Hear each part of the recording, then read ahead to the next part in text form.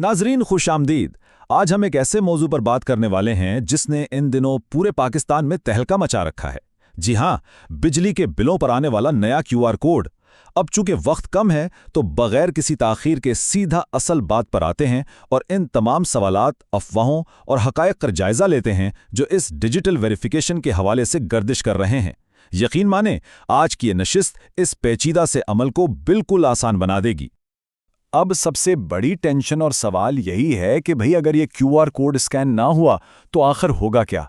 तो सुने, सबसे अहम नुक्ता ये है कि वेरिफिकेशन ना होने की सूरत में अगले महीने मिलने वाली 50% प्रोटेक्टेड कैटेगरी की जो सब्सिडी है ना, उससे हाथ धोना पड़ सकता है।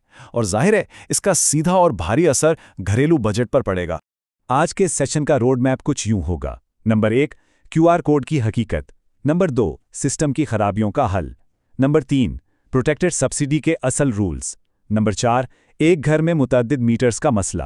नंबर 5, किराएदारों के लिए हल। और आखिर में नंबर 6, पुराने मीटर की मिल्कियत को अपडेट करना, ताकि अगर किसी का कोई मखसूस मसला है तो उसे अपना जवाब मिल सके। तो चलें पहले हिस्से से शुरू करते हैं, क्यूआर कोड की हकीकत। आखिर हुकूमत ने अचानक ये डिजिटल वेरिफिकेशन का जाल क्यों बिछाया है? दरअसल इस सारी मुहिम के पीछे असल वजह सब्सिडी का गलत इस्तेमाल है। ज़रा इस फ़र्क को देखें। प्रोटेक्टेड टैरिफ जो 200 यूनिट्स तक है, इसमें फ़ी यूनिट कीमत लगभग 10 से 12 रुपए है।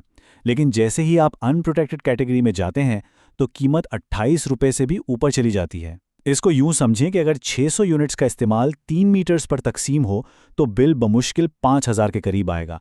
लेकिन अगर वही लोड एक ही मीटर पे हो तो बिल सीधा 25,000 तक जा पहुंचता है। तो हुकूमत का मकसद इसी खलीज को पाटना है। अब हुकूमत ने असल और हकदार सार्फिन की तस्दीक के लिए जो तरीकाकार दिया है वो बिल्कुल सादा सा है। बस 3 स्टेप्स हैं। पहला, बिल पर मौजूद क्यूआर कोड को अपने स्मार्टफोन से स्कैन करें। दूसरा, अपना दुरुस्त शनाख्ती कार्ड और ज़ेरे इस्तेमाल मोबाइल नंबर दर्ज करें। और तीसरा, मोबाइल पर आने वाले ओटीपी यानी वन टाइम पासवर्ड के जरिए तस्दीक मुकम्मल कर लें। बिल्कुल आसान। अब आते हैं दूसरे हिस्से की तरफ, सिस्टम की खराबियों का हल। क्योंकि प्रैक्टिकली जब लोगों ने स्कैन करना शुरू किया तो मसाइल सामने आए। जैसे ही ये क्यूआर कोड्स आए, सर्वर्स क्रैश होने लगे और एक खौफ फैल गया कि शायद सब्सिडी खत्म हो जाएगी। तो भाई हुकूमती ज़राए के मुताबिक घबराने की कतई ज़रूरत नहीं है। रेफरेंस नंबर इनकरेक्ट जैसे एरर्स सिर्फ सर्वर पर गैर मामूली दबाव का नतीजा है। अगर क्रोम या कैमरे से मसला हो तो आप वेबसाइट पर चेक एलिजिबिलिटी में जाकर मैनुअली रेफरेंस नंबर डाल सकते हैं। इसके अलावा मीटर रीडर से कहकर डिवाइस पर अपडेट करवा लें, या फिर करीबी ई सहूलत, जायज़ कैश या इजी पैसा शॉप से भी ये तस्दीक करवाई जा सकती है। तीसरा हिस्सा, प्रोटेक्टेड सब्सिडी कवायद की वजाहत। आखिर इसका असल हकदार कौन है? सरकारी रूल्स के मुताबिक प्रोटेक्टेड कैटेगरी खालिस्तान इनकम आमदनी वाले घरानों के लिए बनाई गई थी, जहां सिर्फ बुनियादी चीज़ें जैसे एक आध पंखा और लाइट्स इस्तेमाल होती हैं, मतलब 200 यूनिट्स तक का इस्तेमाल। हुकूमती मौक़िफ़ ये है कि इनका हदफ हकदार और गरीब ख़ानदानों से सहूलत छीनना हरगिज़ नहीं है, बल्कि सिर्फ उन लोगों को इस नेटवर्क से निकालना है जो बड़े आलात इस्तेमाल करते हैं लेकिन एक से ज़्यादा मीटर्स लगाकर खुद को प्रोटेक्टेड ज़ाहिर करते हैं। चौथा और बहुत ही अहम हिस्सा, एक घर में मुतअद्दिद मीटर्स का इंतज़ाम। ये वो सवाल है जिसने जॉइंट फैमिलीज़ की नींदें उड़ा रखी हैं। यहाँ सबसे अहम बात सुन लें जो यकीनन बहुत से लोगों को सुकून देगी। हुकूमत की तरफ से ये बिल्कुल वाज़े किया गया है कि अगर एक घर में मुश्तरका ख़ानदान रहता है या भाई अलग अलग पोर्शंस में रह रहे हैं तो एक से ज़्यादा मीटर रखना कोई जुर्म या गैर कानूनी बात नहीं है। अगर तमाम मीटर्स इनफरादी तौर पर 200 यूनिट्स की हद और बाकी शराइत पर पूरा उतरते हैं तो सब पर सब्सिडी जारी रहेगी। हुकूमत की फ़िलहाल मीटर्स उतारने की कोई पॉलिसी नहीं है। तो प्रैक्टिकली जॉइंट फैमिलीज़ के लिए स्ट्रैटेजी क्या होनी चाहिए? तरीक़ेकार ये है कि हर मीटर का क्यूआर कोड अलग से स्कैन करें, और सबसे ज़रूरी बात, हर मीटर के लिए एक मुख्तलिफ शनाख्ती कार्ड और एक मुख्तलिफ मोबाइल नंबर इस्तेमाल करना लाजमी है। मिसाल के तौर पर एक मीटर एक भाई के नाम पर कर लें, दूसरा दूसरे के शनाख्ती कार्ड पर और तीसरा घर के किसी बुजुर्ग के नाम पर रजिस्टर कर लें। बहुत सिंपल है। पांचवां हिस्सा, किराएदारों के लिए हल। उन लाखों शहरियों का क्या होगा जो किराए पर रहते हैं? किराएदारों की एक बहुत बड़ी तादाद परेशान है कि मीटर तो मालिक मकान के नाम पर है, तो क्या हम मारे जाएंगे? इस हवाले से ज़राए बड़ी तसल्ली बख्श खबर देते हैं। किराएदार मुकम्मल तौर पर इस सब्सिडी के अहल हैं, बिल्कुल इसी तरह जैसे कोई घर का मालिक। शर्त सिर्फ इतनी है कि आपका माहाना इस्तेमाल 200 यूनिट्स की मुकर्रर हद के अंदर हो। आपके किराएदार होने से इस हक पर कोई फ़र्क नहीं पड़ता। किराएदारों के लिए प्रैक्टिकल तरीका कुछ यूँ होगा। سب سے پہلے آپ پورٹل پر اپنا زیر استعمال موبائل نمبر ڈال کر ٹرائی کریں۔ اگر سسٹم اسے قبول کر لیں تو زبردست، لیکن چونکہ میٹر مالک مکان کے نام پر ہوتا ہے اس لیے قوی امکان ہے کہ سسٹم مالک مکان کا نمبر مانگے۔ ایسی صورت میں بس مالک مکان سے رابطہ کریں اور ان کے نمبر پر جانے والا OTP لے کر پورٹل پر درج کر دیں۔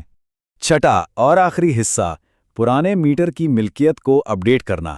یہ بھی ایک بہت کامن مسئلہ ہے۔ اکثر ایسا ہوتا ہے کہ گھر تو برسوں پہلے خریدا تھا لیکن میٹر آج بھی پرانے مالک یا وفات پا جانے والے بزرگ کے نام پر آ رہا ہے۔ تو وہی حکومت نے یہ پورٹل بنایا ہی اس لیے ہے تاکہ یہ پرانا ریکارڈ درست کیا جا سکے۔ مقصد یہ ہے کہ اس وقت جو شخص اس گھر میں رہ رہا ہے اور بجلی استعمال کر رہا ہے وہی اپنی تازہ ترین معلومات سسٹم میں ڈالے۔ بل پر چھپے پرانے نام سے اس ویریفیکیشن پر کوئی اثر نہیں پڑے گا۔ اس کا حل یہ ہے کہ موجودہ رہائشی پورٹل پر اپنا شناختی کارڈ اور فون نمبر درج کرے۔ اگر آن لائن کوئی مسئلہ آ رہا ہو تو میٹر ریڈر کے ذریعے بھی ڈیوائس میں اپڈیٹ کروایا جا سکتا ہے۔ البتہ ماہرین کا ایک مشورہ ضرور ہے کہ مستقبل کی ٹینشن سے بچنے کے لیے بہترین حل یہی ہے کہ مطلوبہ ڈاکومنٹس لے کر وابڈا آفس جائیں اور میٹر کو باقاعدہ اپنے نام ٹرانسفر کروا لیں۔ اچھا، اس ساری مہم کا ایک بہت اہم سماجی پہلو بھی ہے۔ سورسز میں اس بات پر خاصا زور دیا گیا ہے کہ ہمارے معاشرے میں ایسے بے شمار بزرگ اور مستحق لوگ ہیں جن کے پاس نہ تو اسمارٹ فون ہے اور نہ ہی انٹرنیٹ۔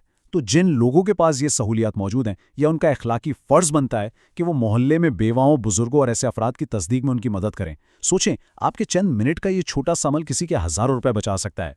تو چلیں اس نشست کا اختتام ایک اہم سوال پر کرتے ہیں۔ بلا شبہ اس ڈیجیٹل ویریفیکیشن کا مقصد ان لوگوں کو پکڑنا ہے جو سسٹم کا ناجائز فائدہ اٹھا رہے ہیں، لیکن کیا یہ مکمل طور پر ڈیجیٹل نظام واقعی ان غریبوں کو تحفظ فراہم کر پائے گا جن کے لیے یہ سبسڈی بنائی گئی تھی، یا پھر تکنیکی پیچیدگیوں کی وجہ سے بہت سے حقدار اس سہولت سے ہی محروم رہ جائیں گے؟ یہ ایک ایسا سوال ہے جس کا فیصلہ تو آنے والا وقت ہی کرے گا۔ امید ہے آج کی اس معلوماتی نشست نے اس اہم موضوع کو سمجھنے میں آپ کی بھرپور مدد کی ہوگی۔ جاننے اور سیکھنے کا یہ سفر جاری رکھیں۔